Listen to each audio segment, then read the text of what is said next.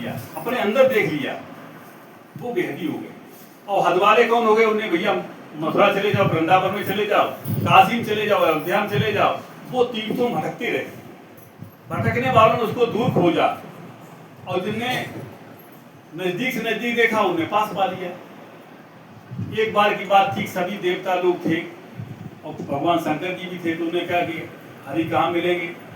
तो शंकर जी ने कहा कि हर व्यापक सर्वत्र समाना और प्रेम से प्रकट हो मैं जाना। मैं जानता हूँ कि जो प्रेम से पुकारता है, प्रेम से याद करता, वो पास ही में, तो दूर कहाँ। हर व्यापक सर्वत्र समाना, प्रेम से प्रकट हो मैं जाना। तो प्रेम कहाँ करना है? कि हम अपनी अगर आत्मा को जान जाएं, किसी संत के द्वारा हम अगर अपनी आत्मा को जान जाएं, और जब ध्यान करेंगे तब क्या होगा? जब बंद की आंखें तो देख ली तस्वीर याद की, तब होता है कि हमारा प्रेम वहां होता है। प्रेम किसको होता है? जिसको हमने देखा है, बाहर नहीं, शरीरधारी नहीं, मूर्ति में नहीं। प्रेम होगा अपने अंदर अंतर्यामी से। शंकर सहित स्वरूप संभारा, लाख समान अखंड पारा। शंकर जी ने अपने स्वरूप को संभाल लिया तो अखंड संभाल लिया। इसी तरह से हमें आपको जब अपनी आत्मा का ज्ञान हो जाता है, किसी संत के द्वारा बताया जाता है भैया इस तरीके से भजन करो, वो तरीका मालूम हो जाए, युक्ति मालूम हो जाए, उपाय मालूम हो जाए। जैसे दही की मटकिया में दही है, दही की मटकिया भरी रखी है और उसमें घी है, सब जानते हैं। लेकिन घी कब निकलेगा? जब रही चलेगी, तब उसके बाद तब घी ऊपर आ जाएगा, उसकी नैनी आएगी, इसके बाद पकाया जाएगा, घी बन जाएगा। गन्ने में सभी जानते हैं गुड़ है, गन्ना जब पेरा जाता, पकाया जाता, तब उसमें गुड़ तैयार होता। मेहंदी मिलादी है। इसी तरह से हमारे आपके सबके अंदर ईश्वर है। जब हम इसको वास्तव में अपने अंदर प्रत्यक्ष प्रकट करते हैं, तब वो प्रकट होता है। इसीलिए प्रकट करना पड़ता। प्रकट कैसे करना, कैसे होगा? कि जो हमारी शक्ति ऊपर से नीचे तक बह रही है, ये शक्ति हमारी यहाँ से मुकाम बना लिया, ऊपर से उतरी और उतर करके इसने अर्थदा प्रकृति में अपना मुकाम बनाया। यहाँ मुकाम बनाने से इसके पास 5 विकार आ गए, काम क्रोध लोभ मोह अहंकार। 5 विकार आ गए, 3 गुणों का घेरा है, सतोगुण रजोगुण तमोगुण। अर्थदा प्रकृति में फंस करके ये जीवात्मा हो गया। जब इसके अंदर जीवात्मा जीवत्व भाव आ गया, तब क्या होगा? कि इसके पास काम क्रोध लोभ मोह अहंकार, ये विकार अपने आप आ गए। इसी के वशीभूत होकर के जो ब्रह्म था, जो चाह चोड़ी रामदास अत नीचों में नीच, तू तो पूरा ब्रह्म था, बीच में होती चाह के कारण ही तो वो जीवात्मा बना।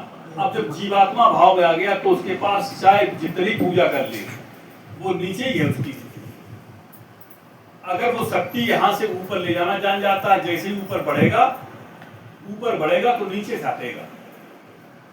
इसलिए हम जिस ज्ञान की बात कर रहे हैं, आज चर्चा हो रही है, इस ज्ञान की चर्चा इसी में ऐसे महात्मा हैं जो बैठे बैठे शरीर पूरा कर रहे हैं। आपके इसी उन्नाव जनपद में धीरखेड़ा माई बहन जी हैं, जिनकी 41 साल की साधना है, शादी ब्याह कुछ नहीं किया।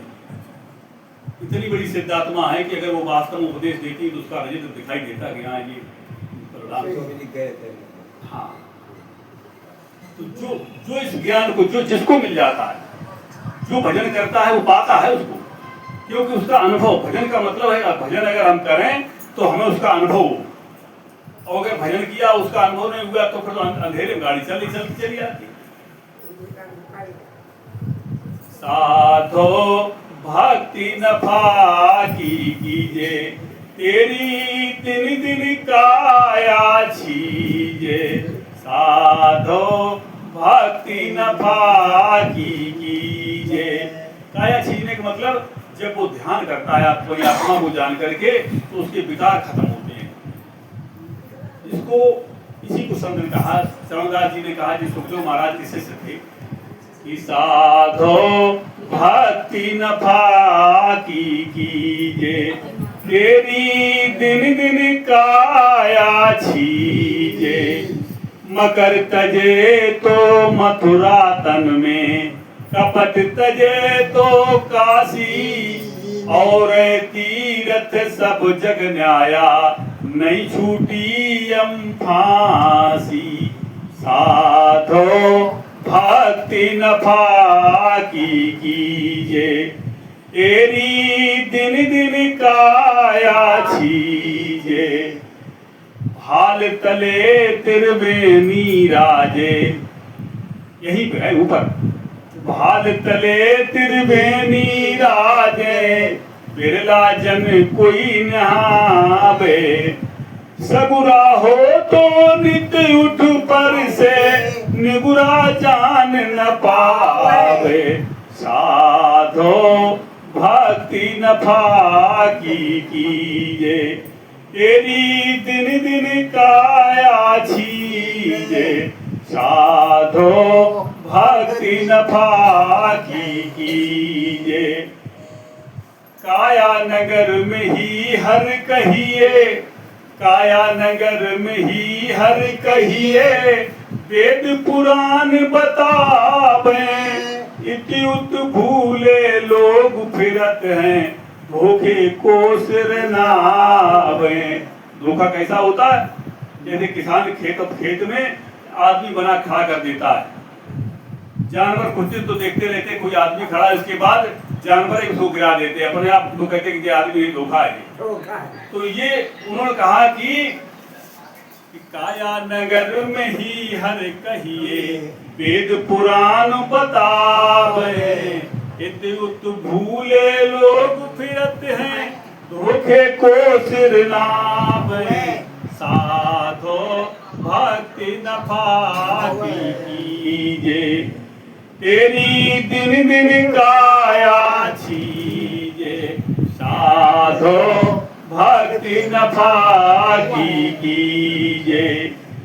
चरणदास सुखदेव कहत हैं, चरणदास सुखदेव कहत हैं, निज कर मूल कहीजे, पार ब्रह्म जिन सृष्टि उपाई, ताउरी चित दीजे, साधो भक्ति न फाकी कीजे, तेरी दिन दिन काया छीजे। नफा की भक्ति क्या है? देखिए, तीन नाड़ियां, इड़ा पिघला सुषुम्ना, इन तीन नाड़ियों का ही ये संगम है। इनका क्या होता है कि जब साधक साधना करता है गुरु नामनी विद्या के द्वारा, तो त्रिवेणी में स्नान करता है, इन तीनों नाड़ियों का साथ सुदृढ़ होता तो एक अपने स्वरूप की ओर चलता है। जब वो स्वरूप की ओर चलता है, इस शरीर में शक्ति है, यही बल जब ऊपर जाता है तो क्या होता है कि जिसको भगवान कृष्ण का प्राण को मस्तक में अच्छी प्रकार स्थिर स्थापन करें, वहां पर पहुंच के क्या होता है कि त्रिवेणी का स्नान है, वो वही त्रिवेणी का स्नान है। इसलिए कहा सगुरा हो तो नितुट पर से, निगुरा जान न पावे। निगुरा है बेकार, भैया चलो कुंभ में चले, प्रयाग में चले, धक्का कहीं जाएगा, वहीं पे जाके स्नान करें जाए, ये है निगुरा की बात। और गुरमुख है, वो रोज स्नान करता है त्रिवेणी, जो यहाँ पर बैठ के ही ध्यान करता है वो त्रिवेणी का स्नान करता है। गोस्वामी जी कहते हैं कि माधो मोह फांस क्यों टूटे, बाहिर कोट उपाय करी, अबे अंतर ग्रंथ न छूटे। संत की बात पकड़ो। लोग क्या कहते, हम जो कुछ कर रहे ठीक कर रहे, जो संतों ने कहा हम उसको करें तब तो वास्तव में सही। हमने संतों के बात न मान के अवज्ञा की तो वास्तव में हमने उनकी बात नहीं मानी। माधो मोह फांस क्यों टूटे, बाहिर कोट उपाय करी, अभ्यंतर ग्रंथ न छूटे। घृत पूरन करा है अंतर्गत, सस प्रतिबिंब दिखावे। चंद्रमा की रोशनी जी के कड़ा मारे। घृत पूरन कराय अंतर्गत, सस प्रतिबिंब दिखावे। धन अनल लगाए कलप सत, औटत नाश न पावे। तर कोटर में बसत विहंग, तरु काटे मरे न जैसे। और साधन करिए विचारहीन, मन शुद्ध होए नहीं जैसे। माधो मोह फांस क्यों टूटे, मरई न उरग अनेक जतन। बल्मीक विविध विध मारे, और तुलसीदास हर गुर करुणा बिन। विमल विवेक न होई, बिन विवेक संसार घोर नित। पार न पावे कोई। माधव मोह फांस क्यों टूटे, बाहिर कोटि उपाय करी, अभयंतर ग्रंथ न छूटे। महापुरुष का कहानी है, उनका कहना है कि अपने अंदर खोजो। अब लोग वो बात ना मान करके दूसरी अपनी तमाम तरह की पूजाएं वो करने लगते हैं। जबकि संत तुलसीदास जी बहुत अच्छे संत हुए जिन्होंने इस बात को कहा मर्मज्ञ पूर्ण तरह से। उन्होंने बाहरी पूजा कितनी कर ले उससे भला नहीं हुआ।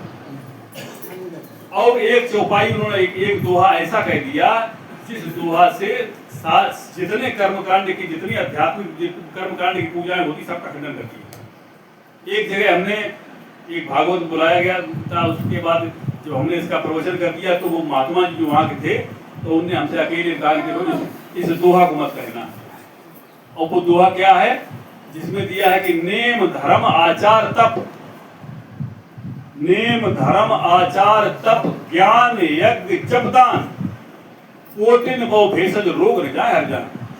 काक भुसुंड जी गर्व से कहते हैं कि नेम ये क्रियाएं जो बताई हैं नेम, उन्हें नेम ही हुई है। सवेरे उठ के तड़के स्नान कर रहे उन्हें हम बड़े भारी झूठ नहीं बोलते हैं, सदाचार चलता है, नेम ही धर्म पे चल रहे हैं, यज्ञ ज्ञात कर रहे, नेम धर्म आचार विचार अच्छे बनाए ले, नेम धर्म आचार तपस्या करने लगे, गंगा जी में पहुंची एक पांच खाड़े होने लगे, ना स्नान करने लगे, उन्हें नेम धर्म आचार तप ज्ञान, उन्हें वेद पुराण उपनिषद गीता सब याद कर ले तो बहु भाई विज्ञानी बन गए अपने आप, भाषक ज्ञानी। नेम धर्म आचार तप ज्ञान यज्ञ कराने लगे, उन्हें चलो भागवत कराए लो, उन्हें हवन कराए लो, ये कर लो वो कर लो, ये करने लगे। और इसके बाद बता दिया दान। नेम धर्म आचार तप ज्ञान यज्ञ जप दान, यानी 8 चीजें आ गई। उन्होंने कहा कोटिन बहु भेषज, करोड़ों भेद धारण कर लो, कितने भी कर लो। इसके बाद कहा रोग न जाए हर जान, कि हे गरुड़ जी इन सब कुछ करने के बाद भी मनुष्य के रोग खत्म नहीं होते। अब बताओ ये सब कुछ किया जाए रोग ही खत्म ना हो तो क्या मतलब हो। और उन्हें भैया हमारे भागवत 10 लाख खर्च हुए, 5 लाख खर्च हुए, 20 कोई मतलब हुआ। संत की बात जो है कोई अलग बात नहीं, संत की बात ये है कि जब इस बात को हमने कही तो महात्मा जी थे पहले भैया इसको न कहा। तो उन्होंने कहा राम कृपा नासै सब रोगा, जो यही भांत बने संयोगा। ऐसा संयोग बन जाए, राम की कृपा हो जाए तो ये रोग खत्म हो जाए। उन्हें सदगुरु पैद वचन विश्वासा संयम है विषय की आशा, कि अगर कोई सदगुरु मिल जाए, कोई संत मिल जाए और उसको आत्मा का ज्ञान करा दे, आत्मा का ज्ञान जिसको होता है उसके रोग खत्म होते हैं। यही मुक्ति का मार्ग है, ये मोक्ष का मार्ग है। और शेष जितने मार्ग हैं, तो शेष जितने मार्ग हैं ये सब बंधनकारी है। शेष जितने मार्ग हैं सब बंधनकारी, कोई मार्ग ऐसा नहीं जहां पर बचाव है। तो संतों की जो बात है वो उन्होंने एक ही बात कही, देखिए ये है राज। जब ये तुलसीदास जी ने कही यही बात सूरदास जी कह रहे, सूरदास जी कहते मन वाणी से अगम अगोचर जो ध्यावे सो पावे। ये मन से वाणी से नहीं पाया जाएगा, मन वाणी से अगम अगोचर जो ध्यावे सो पावे। इसी को भगवान कृष्ण कह रहे हैं गीता में कि इंद्रियों से परे मन, मन से परे बुद्धि, बुद्धि से परे आत्मा, बुद्धि से परे यानी बुद्धि का विषय नहीं। तुलसीदास जी कहते हैं कि मन समेत जेहि जान न पानी, मन समेत जेहि जान न पानी, तरक न सकई सकले अनुमानी, महिमा निगमने तेस कहाई, जो त्यों काले करस रहाई। वो ब्रह्म तीनों काल में एक रस रहने वाला है। वो कैसा है, इसी को भगवान कृष्ण गीता में कहते हैं अचिंत स्वरूप है रूप मेरा। मेरा रूप कैसा है, अचिंत स्वरूप है, जहाँ कोई विचार नहीं है। इसी शरीर में जब हम आप ध्यान करते हैं, जो ध्यान करने वाला है ध्यान करके जैसे उसकी शक्ति ऊपर जाती है तब वास्तव में वहां पर कोई विचार नहीं। जिसका उस समय विचार नहीं होता, कोई विचार नहीं जिसके पास रहता है, अचिंत स्वरूप हो जाता है, वो ब्रह्म स्वरूप हो जाता है। उसी कहा कि वो ही ब्रह्म स्वरूप है जो जिसका चिंतन खत्म होगा। जीव और ब्रह्म के बीच में जो बाधा है, बाधा मिलने की बाधा केवल विचार ही तो है। विचारों के कारण से ही वो जीव भाव में आ गया। जैसे ऊपर से उतरा और उसने धरती के नीचे जब आया तो ये इंद्रियों का साथ जैसे हुआ वैसे ही क्या हो गया, उसके पास विचार संचालित हो गए। इसको जब वो यहाँ फंस गया तो इसको इसमें फिर उसका उपाय नहीं चला। तुलसीदास जी ने कहा कि प्रकृत पार सबूरपुरवासी ब्रह्म निरी गुरु अविनाशी, इस प्रकृति के पार है। और गो गोचर जहाँ लग बन जाई सो सब माया जाने। भाई जहाँ तक ये जा रही है तो माया का क्षेत्र बताया। जब सब माया का क्षेत्र बता दिया उन्हें कहीं कोई जगह नहीं, और फिर कहते प्रकृत पार सबूरपुरवासी। प्रकृत पार, प्रकृत कहाँ तक है? इस धरती के नीचे ये प्रकृत का क्षेत्र, ये पृथ्वी लोक, पृथ्वी लोक है।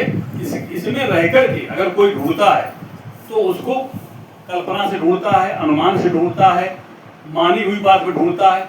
लेकिन जो शक्ति के द्वारा यहाँ से अपनी शक्ति को ऊपर ले जाता है वो वास्तव में यथार्थ ढूंढता है और उसको पा लेता है। पाने की जगह उसकी यही है कि वो हमारे ही साथ है, केवल उसकी उच्चतर अवस्था नीचे अवस्था। इसी को 4 वेद हैं। 4 वेदों में 4 महाभाग कहे गए। एक वेद में अथर्ववेद, यजुर्वेद, 4 वेद है, अथर्ववेद, यजुर्वेद और ऋग्वेद, सामवेद। अथर्ववेद, सामवेद, ऋग्वेद, यजुर्वेद, ये 4 वेद हैं और चारों वेदों के 4 महाभाग हैं। देखिए जो सत्य ज्ञान है, सत्संग का मतलब सत्य ज्ञान, सत्य ज्ञान, चारों वेदों के 4 बात है। एक वेद में क्या कहा है? अहम ब्रह्मास्मि, कि ये पूरा संसार ब्रह्ममय है, ब्रह्म के अलावा कुछ नहीं, संसार में ब्रह्म ही है। उन्होंने कहा अहम ब्रह्मास्मि, मैं ब्रह्म हूं। जब ये कहा, इसके बाद दूसरा जो आया उसने और जब खोज की उसकी सामवेद में, तो सामवेद ने कह दिया तत्त्वमसि है, तत्व मैं ही हूँ, परमात्मा का अंश हूँ, मैं ही तत्व, वो है तत्व मैं ही हूँ। ये सामवेद का वाक हो गया। इसके बाद ऋग्वेद में ये कहा कि अयम आत्मा ब्रह्म, यह आत्मा ही ब्रह्म, हमारे आपके सबके अंदर यह आत्मा ही ब्रह्म। अब इसके बाद फिर यजुर्वेद ने बिल्कुल साफ कर दिया। यजुर्वेद ने कहा प्रज्ञानम ब्रह्म, चेतना की उच्चतर अवस्था ही ब्रह्म है। अब चेतना की उच्चतर अवस्था कहाँ है? ऊपर।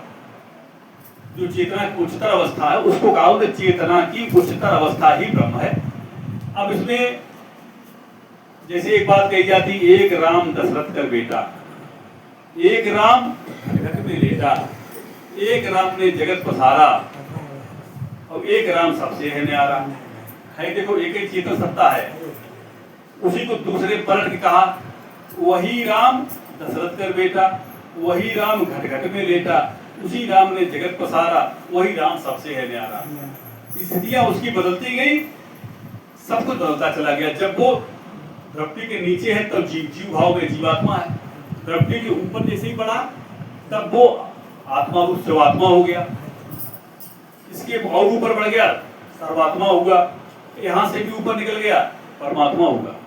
इसलिए कहा कि ये हमारे ही अंदर सारी अवस्थाएं हैं।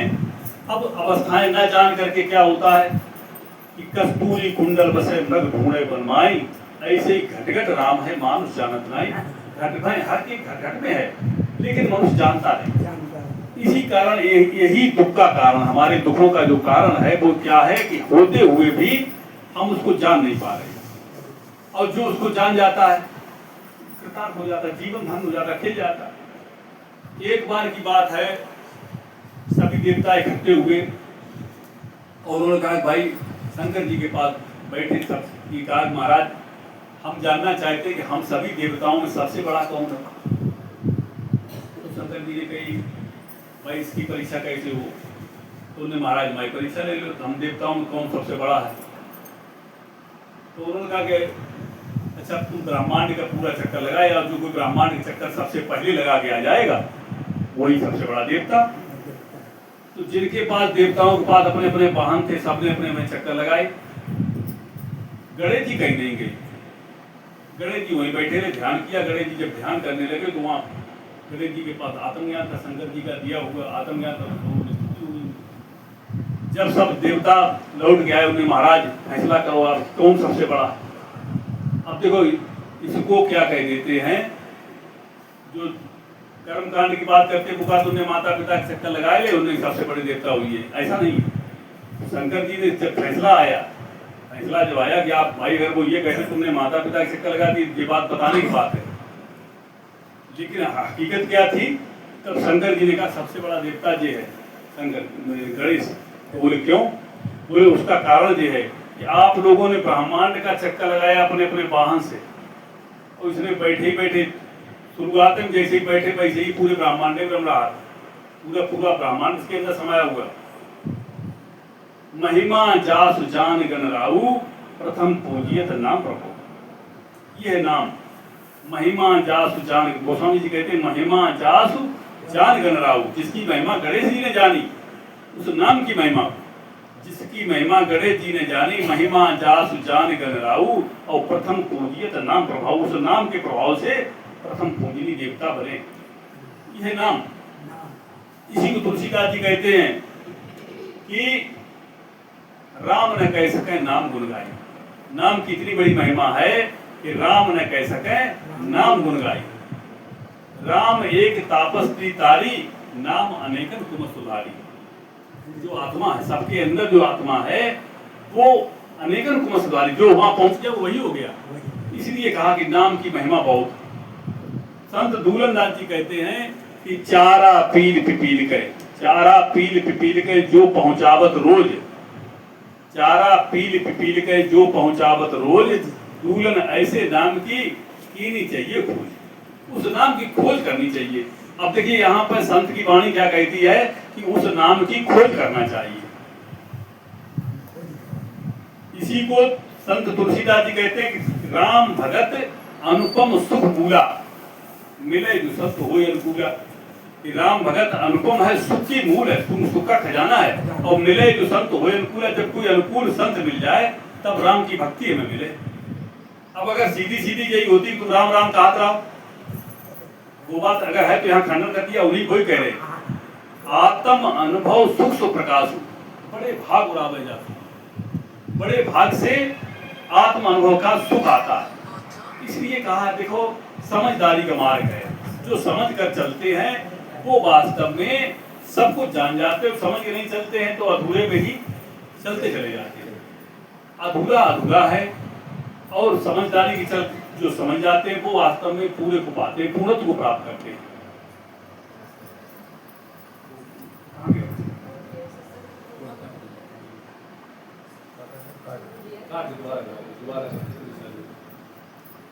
बोले सदगुरु भगवान की जय।